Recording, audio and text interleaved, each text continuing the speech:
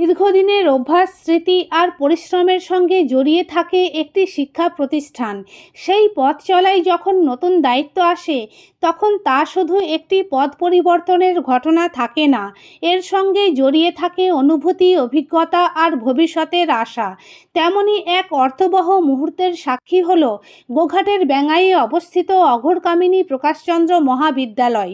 1959 সালে প্রতিষ্ঠিত এই কলেজের 66 বছরের ইতিহাসে বর্তমানে প্রথমবারের মতো মহিলা প্রিন্সিপাল হিসেবে দায়িত্ব গ্রহণ করেছেন ডক্টর শম্পা মণ্ডল।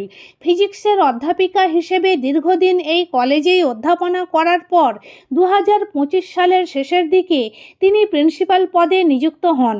নিজের কর্মজীবনের অভিজ্ঞতা থেকে আবেগঘন সুরে তিনি জানান, একসময় শিক্ষাঙ্গনে মহিলাদের গুরুত্ব সেইভাবে দেওয়া হতো না, এমনকি কলেজের গুরুত্বপূর্ণ কমিটিতেও তাঁদের অন্তর্ভুক্ত করা হতো না। তাই এই পদে দায়িত্ব পাওয়া তাঁর কাছে শুধু ব্যক্তিগত সাফল্য নয়, বরং একটি মানসিক ও সামাজিক পরিবর্তনের প্রতীক। ডক্টর মণ্ডল বলেন, যে কলেজে তিনি এতদিন অধ্যাপনা করেছেন, সেই কলেজেই প্রিন্সিপালের দায়িত্ব পাওয়ায় কাজ করতে অনেকটাই সুবিধা হবে। তবে তিনি উদ্বেগ প্রকাশ করেছেন ছাত্র সংখ্যা ক্রমশ কমে যাওয়া নিয়ে। এই পরিস্থিতি কাটাতে জীবিকামুখী বিষয় ও নতুন কোর্স চালুর পরিকল্পনা করছেন তিনি, যাতে পড়াশোনা শেষে ছাত্রছাত্রীরা সরাসরি কর্মসংস্থানের সুযোগ পায়। মহিলা শিক্ষার্থীদের নিরাপত্তা নিয়েও বিশেষ উদ্যোগের কথা জানিয়েছেন তিনি। আগামী দিনে কলেজে আত্মরক্ষার কৌশল শেখানোর প্রশিক্ষণ চালু করার পরিকল্পনা রয়েছে। পাশাপাশি বর্তমান প্রযুক্তি নির্ভর সময়ে সোশ্যাল মিডিয়া ও মোবাইল ফোন ব্যবহারে সংযম ও সীমারেখা মেনে চলার আহ্বান জানিয়েছেন নতুন প্রিন্সিপাল। শিক্ষক শিক্ষার্থীর সম্পর্ক নিয়েও উদ্বেগ প্রকাশ করেছেন ডক্টর শম্পা মণ্ডল। তাঁর কথায় আগেকার দিনের মতো শিক্ষকদের প্রতি সেই সম্মান আজ আর দেখা যায় না। শিক্ষাঙ্গনে শৃঙ্খলা ও ছাত্রসুলভ আচরণ বজায় রাখার উপর জোর দিয়ে তিনি ছাত্রছাত্রীদের শান্ত ও স্থির থেকে পড়াশোনায় মন দেওয়ার পরামর্শ দেন। একই সঙ্গে অভিভাবকদেরও সন্তানের শিক্ষা জীবনে সক্রিয় ভূমিকা নেওয়ার আহ্বান জানান। নতুন দায়িত্ব গ্রহণের পর ডক্টর শম্পা মণ্ডলের বক্তব্যে স্পষ্ট ভবিষ্যতের ভাবনা ও দায়িত্ববোধ। শিক্ষার মানোন্নয়নের পাশাপাশি শৃঙ্খলা, মূল্যবোধ ও ছাত্রছাত্রীদের সার্বিক বিকাশের উপর তিনি গুরুত্ব দিতে চান। ছাত্রছাত্রী, শিক্ষক ও অভিভাবকদের সম্মিলিত প্রয়াসেই একটি সুস্থ শিক্ষাঙ্গন গড়ে তোলার লক্ষ্য নিয়েছেন তিনি। তার নেতৃত্বে অঘোরকামিনী প্রকাশচন্দ্র মহাবিদ্যালয় আগামী দিনে আরও সংগঠিত ও মানবিক শিক্ষার পথে এগোবে বলেই আশা। কি বলবেন, কতটা ভালো লাগছে? দেখুন, এই কলেজের আমি যতদিন টিচার হিসেবে ছিলাম, কত সাল থেকে? আমি ছিলাম 2008 সাল থেকে। আমি অ্যাসোসিয়েট প্রফেসর হয়েছি 2021 সালে, আর 2025 সালে আমি এখানে প্রিন্সিপাল হিসেবে জয়েন করেছি। তো আমি এই কলেজে যখন আসি 2008 সাল এবং তার আগে অবধি, মানে প্রিন্সিপাল হবার আগে অবধি, মানে এই কলেজে মহিলাদের মানে অত্যন্ত মনে করা হতো তারা কাজ জানে না, তাদের কোনো দায়িত্বই দেওয়া হতো না, ইভেন তাদের কোনো কমিটিতে কোনো কিছুতেই তাদের রাখা হতো না। সমস্ত কাজ এখানে ছেলেরা করে, ছেলেরাই সবকিছু জানে, এইরকম একটা মানসিকতা ছিল। আপনার কতটা ভালো লাগছে? আমার ভালো লাগছে। আপনার কি সাবজেক্ট? আমার ফিজিক্স। ইউজিসি থেকে কিছুদিন আগে আমরা দেখেছিলাম নোটিফিকেশন যে মহিলাদের ক্ষমতায়ন করা, মহিলাদের দায়িত্ব দেওয়া, সেই জন্যই কি এইভাবে পোস্টিং? আর আমাদের বিভিন্ন কলেজে তো এখন মহিলা প্রিন্সিপাল আছেন। হ্যাঁ, আমি যখন আমি কাউন্সেলিং এ গেছিলাম, ওনাদের কাছে এরকম কিছু ব্যাপার ছিল না যে মহিলারা নিতে পারবেন না বা ছেলেরাই নেবে, এই ধরনের কিছু ব্যাপার ছিল না। আমি যেভাবে র্যাঙ্ক হয়েছে সেইভাবেই আমি চেয়েছিলাম এবং এখানে ফাঁকা ছিল বলেই আমি পেয়েছি। এখানে তো আপনি অধ্যাপনা করেছেন, তারপর সেখান থেকে একবারে সরাসরি মেন পদ মানে প্রিন্সিপাল পদে আছেন। তো এই জায়গাটা যেভাবে আপনি ম্যানেজ করে চলছেন, এটা কি কোনো জায়গায় মনে হচ্ছে যে আমার আগের পদে থাকলেই ভালো হতো বা এখন একটু বেটার আছে? বেটার আছি বা আগের পদে ছিলাম ভালো ছিল, এটা আমি দুটো পুরোপুরি আলাদা দায়িত্ব। হ্যাঁ, দুটো পুরোপুরি আলাদা, কারণ আগের ক্ষেত্রে দায়িত্ব অনেক কম ছিল, এখন প্রিন্সিপাল হিসেবে দায়িত্ব প্রচুর। গোটা কলেজেরই সমস্ত কিছু সুবিধা অসুবিধা দেখতে হচ্ছে। সুতরাং একটা সংসারে যেরকম থাকে তার সমস্ত সব মেম্বারদের সমস্ত সুবিধা অসুবিধা দেখতে হয়, তেমনি কলেজেরও সব মানুষদেরই সুবিধা অসুবিধা দেখতে হচ্ছে। এই দায়িত্বটুকু তো নিতেই হবে প্রিন্সিপালের চেয়ারে বসলে। সেটা কি একজন মহিলা হিসাবে কি আরো মানে বিনয়ী ভাবে নিতে হচ্ছে বিষয়গুলোকে? সেটা বলতে পারেন, বিনয়ী হোক যাই হোক মানে নিতে হচ্ছে, তাতে কোনো অসুবিধা নেই আমার। এই যে কলেজে আপনি এখন নতুন যে পদে এসেছেন, নতুন কিছু সাবজেক্ট আনার কথা কিছু ভাবছেন? হ্যাঁ, নতুন কিছু সাবজেক্ট আনার কথা ভাবছি, এবং আমাদের প্রেসিডেন্ট ম্যাডামও মানে উনিও অনেক হেল্পফুল। উনি বলেছেন যে এরকম যদি নতুন কিছু সাবজেক্ট আনার কথা ভাবেন, কারণ আমাদের স্টুডেন্ট সংখ্যা যেরকম দিন দিন কমে যাচ্ছে, যদি এমন কিছু ইন্টারেস্টিং সাবজেক্ট যদি আনা যায়। একটু বিষয়গুলো যদি স্যার বলেন। যেটা আমাদের মধ্যে একটু আলোচনা হয়েছে যে যে কোর্সগুলো করলে ছেলেমেয়েরা তাড়াতাড়ি চাকরিমুখী হবে, কেরিয়ারমুখী হবে, সেই সমস্ত কোর্স নিয়ে আলোচনা, মানে আমি টিচারদের সাথে আলোচনা করে তারপরে আমি ম্যাডামের কাছে সেগুলো জানাবো। মানে ম্যাডাম এটুকু রাস্তা দিয়েছেন যে আপনারা আলোচনা করে আমাকে সাবজেক্টগুলো জানান, উনি হয়তো হেল্প করবেন পরবর্তীকালে এই কোর্সগুলো খোলার ক্ষেত্রে আমাদের কলেজে। আচ্ছা, আপনি একজন মহিলাদের আত্মরক্ষার জন্য এবং ডিসিপ্লিনের জন্য, বিশেষ করে এনসিসি, ক্যারাটে, লাঠি খেলা, এই সমস্ত বিষয়গুলো কি শেখানো উচিত বলে আপনি মনে করেন? হ্যাঁ, অবশ্যই। এগুলো কি শেখানো হচ্ছে কলেজে? এনসিসি হচ্ছে, কিন্তু ক্যারাটের কোর্স ফিজিক্যাল এডুকেশনে আমাদের চালু মানে হবে। ক্যারাটের কিছু ওয়ার্কশপও হয়েছে আগে, এবং পরবর্তীকালে আমরা চাইছি যে ক্যারাটের কোর্সটা বা আরো যে জুডো আছে সেগুলো আমাদের কলেজে, বক্সিং, এগুলো চালু হোক। আধুনিক প্রযুক্তি, আধুনিক কর্পোরেট যে বিনোদন, এই সমস্ত কিছুকে ফেলে ছাত্রছাত্রীরা কি করে পড়াশোনায় মন দেবে? খুবই কঠিন প্রশ্ন, কারণ এখনকার যে সমস্ত পড়াশোনা স্কুল লেভেল থেকে ছোট ছোট বাচ্চাদের হাতে শুদ্ধ মোবাইল, সেই মোবাইলের জন্য আমার বাড়িতেও অশান্তি হয়। মানে মোবাইল না দেখলে ওদের পড়াশোনা নাকি হয় না।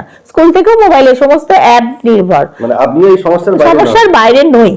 সুতরাং এটা থেকে কি করে নিষ্পত্তি পাওয়া যায়, আমার মনে হয় এটা মানে যতটা আমরা নিজেরা বড়রা যতটা কম থাকবো, স্টুডেন্ট বা ছাত্ররা এবং বাড়িতেও, মানে এটা বাড়ি থেকেই করা উচিত। মানে বাড়িতে যত কম মানে গার্জেনরা মোবাইল নির্ভর কম হবেন, ততই বেশি ছাত্ররাও হবেন। এই যে আধুনিক প্রযুক্তি, Facebook, Instagram, social media reels বানানো, এতে করে কি আপনার মনে হচ্ছে নারীরা ধীরে ধীরে আরো বিপদের দিকে চলে যাচ্ছে? না, এগুলো যদি সঠিক ব্যবহার করা হয় তাহলে হয়তো হবে না, কিন্তু সঠিক সদ্ব্যবহারটা একটা কোথাও নজরদারি থাকা দরকার আমার মনে হয়। এই যে নজরদারির কথা বললেন, তাহলে তো নিশ্চয়ই কোনো একটা জায়গা থেকে এটা অতি অতি যেটা মানে লিমিট হয়তো ক্রস করে যাচ্ছে। হ্যাঁ, সেই নারীকে সম্মান বা নারীদের ক্ষমতায়ন, মানে এই কথা বলে নারীদেরকে কি বারবার বিপদের মুখে ঠেলে দেওয়া হচ্ছে বলে আপনি মনে করেন? বিপদের মুখে, আর সেটা তো দেখুন ভ্যারি করবে মানুষের উপর। সবাই তো আর সবকিছু মানে রুচিবোধ থাকে না সবাইকার, বিভিন্ন ধরনের বিজ্ঞাপন থাকে। হ্যাঁ হ্যাঁ, অবশ্যই, একদম। এটা তো যে সমস্ত নারী এগিয়ে আসছে তাদেরই, মানে তাদের হয়তো ইচ্ছা বা উইশ, এটা তো এগিয়ে, আর তাদেরকে তো জোর করে কেউ করতে বলেনি, তারা নিজেদের ইচ্ছাই করছে, সেখানে আমার কিছু বলার নেই। কিন্তু আমার মনে হয় নিজেদেরও ভাবা উচিত যে কিভাবে তারা যা কিছু করবে সেটা তাদের উপর ডিপেন্ড করবে। শিক্ষাঙ্গনে ছাত্র রাজনীতি, আপনি যে সময় পড়াশোনা করেছেন সেই সময় যে রাজনীতি ছিল আর বর্তমান যে পরিস্থিতি, এটা আপনার এই সম্বন্ধে আপনার মতামত কি, এটা যদি একটু বলেন। শিক্ষাঙ্গনে রাজনীতি করাটা ঠিক নয়, তবে আমি ছাত্র রাজনীতি করিনি কোনোদিনই। আমি কলেজে পড়ার সময়ও করিনি, কোথাও করিনি। কিন্তু সেই সময় যে রাজনীতি ছিল, এখন যে পরিবেশ তৈরি হয়েছে, দেখুন, এই যে পরিবেশে ছাত্র রাজনীতি থাকাটাই উচিত নয়, কারণ এটা শিক্ষাঙ্গন এবং সমস্ত ছাত্রদের জন্যই আমার মনে হয় একই মানে পরিষেবা থাকা উচিত। এবং সেটা থাকলেই শিক্ষাঙ্গন মানে উত্তেজনাপূর্ণ হবে না বা মারপিট এগুলো হবে না। যদি যেখানেই এই পরস্পর বিরোধী থাকবে সেখানে একটু মানে ছাত্ররা নিজেদের মধ্যে যদি ঝামেলায় জড়ায়, তাহলে তাদের পড়াশোনাতেও ব্যাঘাত ঘটবে, সবেতেই ব্যাঘাত ঘটবে। রাজনীতিটা দূরে সরিয়ে তাদের কেরিয়ার নিয়ে ভাবা উচিত। এই মুহূর্তে আপনি কলেজে যা পরিস্থিতি, তাতে করে কোন কোন বিষয়গুলো বা কোন কোন ক্ষেত্রে একটু ডেভেলপমেন্ট করা বেশি প্রয়োজন বলে আপনি মনে করেন? দেখুন, ডেভেলপমেন্ট বলতে প্রথমে কলেজ যেহেতু শিক্ষাঙ্গন, আমি চাইবো যে স্টুডেন্ট সংখ্যা বাড়ুক, কারণ স্টুডেন্ট বা ছাত্র ছাড়া কলেজ কিন্তু মানে এক এক মানে দিনের দিন শেষ হয়ে যাচ্ছে। এই সংখ্যাটা কমে যাওয়ার কারণটা কি? সেটা তো মানে শুধু আমাদের কলেজ নয়, এটা মানে হোল ওয়েস্ট বেঙ্গলেই এই ব্যাপারটা ঘটছে। দিনে দিনে ছাত্র সংখ্যা শুধু কলেজ নয়, স্কুলেতেও কমছে, এবং স্কুল থেকেই তো কলেজে আসবে। তো স্কুলে যেহেতু সংখ্যাটা কমছে, সেই জন্য কলেজেও আমরা সেরকম স্টুডেন্ট পাচ্ছি না, এবং স্টুডেন্টরা বিশেষ করে তারা আর ওই গতানুগতিক পড়াশোনার মধ্যে থাকতে চাইছে না। সুতরাং তাদের মধ্যে একটা এই ধরনের যে আমরা কত তাড়াতাড়ি জব পাবো বা আমরা রোজগার করতে পারবো, এই ধরনের কোর্সে তারা মানে চলে যেতে চাইছে। তো সেই কারণে আমাদের মনে হয় আমাদের নিজেদেরও কিছুটা আপডেট হওয়া উচিত, যে শুধু এই গতানুগতিক কোর্সগুলো না করে এর সাথে হয়তো কিছু যদি যোগ করা যেত, কিছু ডিপ্লোমা কোর্স, যে কোর্সগুলো বা সার্টিফিকেট কোর্স, যেগুলো করলে ওদেরও কাজে লাগবে পরবর্তীকালে, ওরা কোথাও গেলে বা কোনো কোম্পানিতে জব পেতে গেলে যেগুলো কাজে লাগবে। কারণ এখন শুধু সরকারি চাকরির উপর ডিপেন্ড করে তো লাভ নেই, ছেলেদের মোটামুটি মানে নিজের পায়ে দাঁড়ানোটা দরকার আগে। তার মানে প্রধানত শিক্ষার বিষয়ে বিভিন্ন কোর্স চালু করাই এটা আপনার মূল এখন লক্ষ্য। হ্যাঁ, মানে বা কলেজে ছাত্রছাত্রীদের কিরকম আচরণ হওয়া উচিত? শিক্ষাঙ্গনে ছাত্রছাত্রীদের আচরণ ছাত্রছাত্রীদের মতনই হওয়া উচিত আশা করব। এবং তারা যেরকম মানে টিচারদের, এখনকার দিনে তো টিচারদের কোনো সম্মানই দেখানো হয় না, কাউকেই দেখানো হয় না, এবং টিচারদের সম্মান দেখানো উচিত। এবং যেরকম হয় যে তারা কেরিয়ার ওরিয়েন্টেড হোক, পড়াশোনায় নিয়ে থাকুক, তাদের নিজেদেরটা বুঝে নিক। তো এই বিষয়ে অভিভাবকদের ভূমিকা কেমন হওয়া উচিত সন্তানকে সঠিক পথে চালনা করার ক্ষেত্রে, বিশেষ করে কন্যা সন্তানদের, এটাই একটু বলেন। অভিভাবিকা সন্তানদের এখন সেইভাবেই মানুষ করেন যারা মানে যেভাবে সন্তান তাদের নিজের পায়ে দাঁড়াতে পারে। সুতরাং আমি মনে করি না সেটা অভিভাবকরা কোনো সন্তানকেই তারা খারাপ করে মানুষ করবেন না, তারা তাদের নিজেদের জীবন দিয়েও শুদ্ধ মানুষ করেন। তো সেই নিয়ে আমার কিছু বলার নেই, সব অভিভাবকই সমান, তারা নিজেদের জীবনটুকু সর্বস্ব দিয়ে নিজেদের কন্যা সন্তান বা পুত্র সন্তান সব সন্তানকেই সেইভাবেই মানুষ করেন যাতে তারা উঁচুতে উঠতে পারে। ছাত্রছাত্রীদের উদ্দেশ্যে কি বলবেন? তারা ভালো হোক, শান্ত হোক, পড়াশোনায় মন দিক, আর ফোন দেখা কম করুক। নিউ নূর সোফা সেন্টার, এখানে সমস্ত রকম সোফা পাইকারি ও রিটেলে বিক্রয় করা হয়। সমস্ত সোফা নিজস্ব কারখানায় তৈরি করা হয়। প্রোপাইটার হানিফ হোসেন খাঁ ও রুহুল হোসেন খাঁ, বড়ডোঙ্গল হাটতলা সিনেমা হলের সন্নিকটে, হুগলি। যোগাযোগ 7797170093 এবং 9382003105।